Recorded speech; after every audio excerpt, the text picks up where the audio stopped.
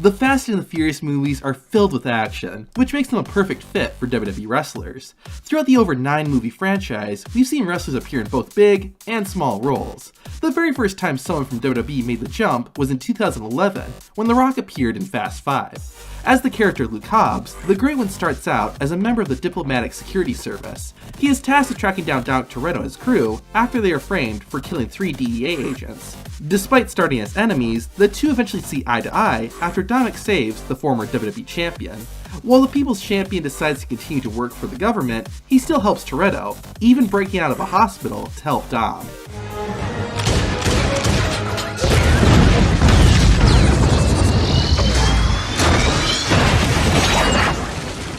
The Rock has had so many amazing moments in the Fast and Furious franchise, it's hard to pick the best. My personal favorite is when Rocky fights Deckard Shaw in Furious 7. It's a pretty cool battle, but the best part is when Rock hits the rock bottom on Shaw through a glass table.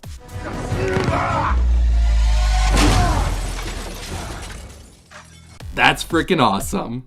Speaking of Furious 7, later in the movie, the team travels to the capital of the United Arab Emirates, Abu Dhabi. They need to steal a USB drive containing an advanced tracking device called God's Eye.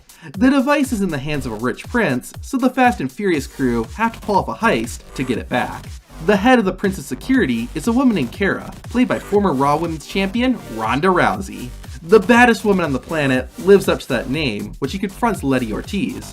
Rousey uses a ton of her signature moves in the fight, but does borrow the Superman punch from Roman Reigns.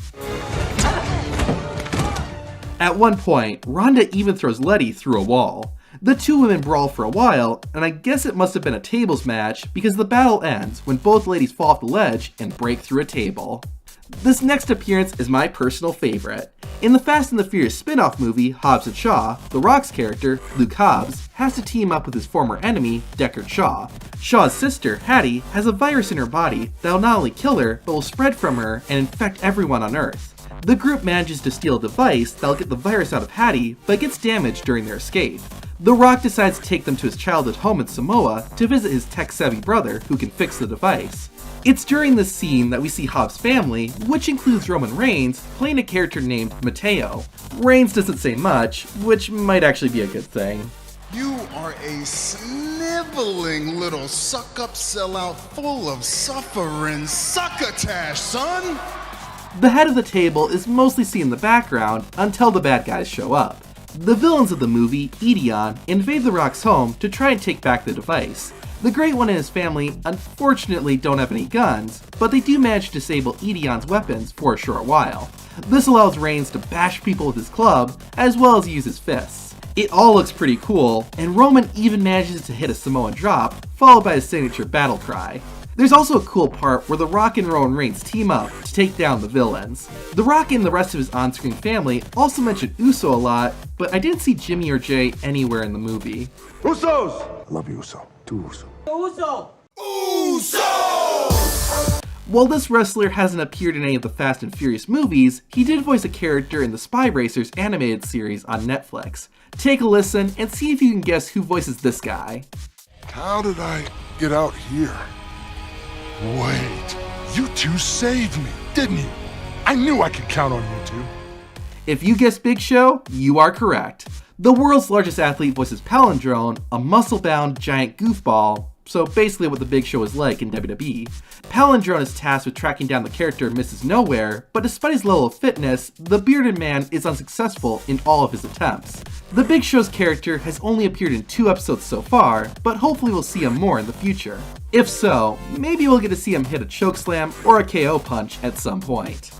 While not really getting to play a character, it's worth mentioning that Vladimir Kozlov did do stunt work for the Fast and Furious franchise. Specifically, the Moscow Mauler appeared in the 2017 film Fate of the Furious. During the movie's climax, the crew find themselves invading a military base in Russia. The Rock and the other members of the team have to fight off an onslaught of Russian soldiers, and one of them is played by the former WWE Tag Team Champion. Even though he didn't get much screen time, Vladimir Kozlov was able to snag a picture with the People's Champion and gave The Rock some major props on Twitter. The most recent WWE star to join the Fast and the Furious franchise is the Invisible Man himself, John Cena. Making his debut in the 9th Fast and Furious movie, Cena plays Jacob Toretto, the brother of Dominic Toretto. The leader of the Sea Nation is a highly skilled thief and is trying to steal Project Ares, a device that can control all the world's computers and weapon systems. This causes Cena to come face to face with his on-screen brother and leads to a lot of fighting. Hopefully for Dominic's sake, John Cena doesn't use the 5 moves of doom on his brother. In the comments, tell us one WWE wrestler you'd like to see make an appearance in another Fast and Furious movie. Also, check out the video on the left on every WWE wrestler who appeared in Marvel movies. Shout out to the unstoppable Aldi, and thank you for all the support. Until next time, I'm Zach from Tap Out Corner, and take it easy.